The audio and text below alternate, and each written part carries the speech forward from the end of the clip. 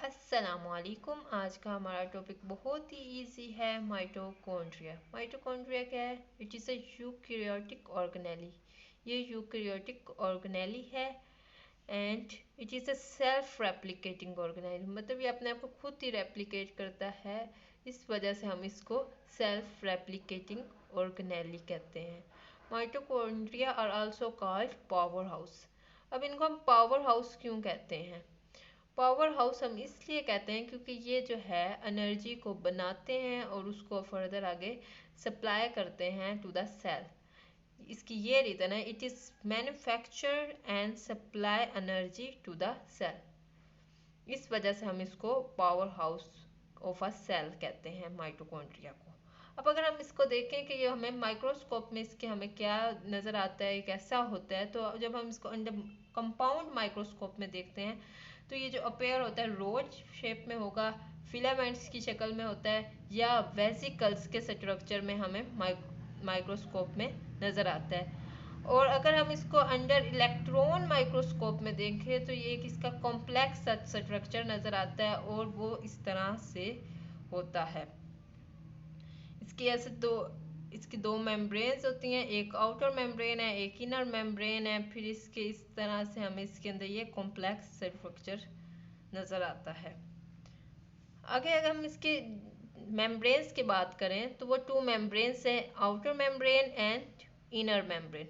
Outer membrane आप ये देखें, ये आउटर मेम्ब्रेन है, ये जो है एक ये स्मूथ होती है, स्मूथ फॉर्म में outer membrane. And this is inner membrane, जो दूसरी है वो इनर मेम्ब्रेन है। इनर मेम्ब्रेन में क्या है? It is present in infolding form. ये इसके अंदर ये इनफोल्डिंग्स हुई हुई हैं। Each infolding is called cisternae. इसकी ईच ये जो हर ये इसकी फोल्डिंग है उसको हम कहते हैं सिस्टर्नी। सिस्टर्निक के पास क्या होते हैं? नोब लाइक, ये नोब लाइक स्ट्रक्चर है जिनको हम कहते हैं F1 पार्टिकल्स।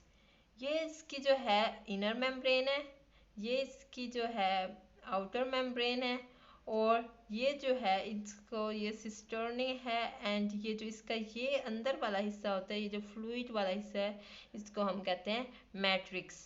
ये इसका अपना राइबोसोम्स है और इसी में यहाँ पे डीएनए होता है जो इसको सेल्फ रेप्लिकेशन में हेल्प देता है, ताकि ये किसी वजह से हम इसको सेल्फ रेप्लिकेटिंग ऑर्गेनेली कहते हैं। एंड राइबोसोम इसका होता है क्योंकि राइबोसोम ने एनर्जी प्रोटीन बनाता है और फिर उसके बाद जो है एनर्जी सेल को ये ट्रांसफ़र होती है।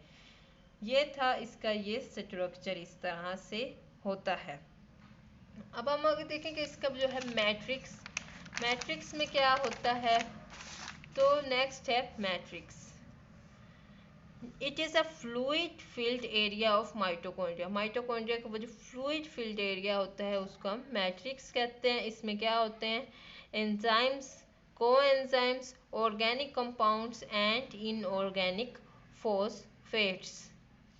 अब इसके फीचर्स की बात करें, फंक्शंस की बात करें, क्या है? It also contains ribosomes. आपने देखा माइटोकॉन्ड्रिया में हमने राइबोसोम दिखाया किस तरह से ग्रैनुलर स्ट्रक्चर में माइटोकॉन्ड्रिया होता है। क्यों होता है? सिंथेसिस ऑफ प्रोटीन, प्रोटीन की सिंथेसिस के लिए। इट कंटेन्स डीएनए, डीएनए होता है किस लिए होता है? Self replicating organelle. इसका अपना डीएनए होता है जो इसको सेल्फ रेप्लिकेशन में हेल्प करता है, इसकी सेल्फ रेप्लिकेटिंग। इसी वजह से हम इसको सेल्फ रेप्लिकेटिंग ऑर्गेनेली कहते हैं। It is a site of metabolic processes. Metabolic processes जितने होते हैं उनकी ये क्या है? उनकी एक साइट है। इस जगह पर माइटोकॉन्ड्रिया में बहुत से मेटाबॉलिक प्रोसेसेस होते हैं जिसमें आ जाता है Krebs cycle, aerobic respiration, fatty acid oxidation. तो ये थे राइबोस माइटोकॉन्ड्रिया के फीचर्स। अब आज का हमारा टॉपिक इतना ही था। अगर आपको पसंद आया हो तो वीडियो को लाइक करें, इसको शेयर करें और चैनल को सब्सक्राइब करें ताकि हम आगे मज़ीद इसी तरह और वीडियोस बनाते रहें। Thank you.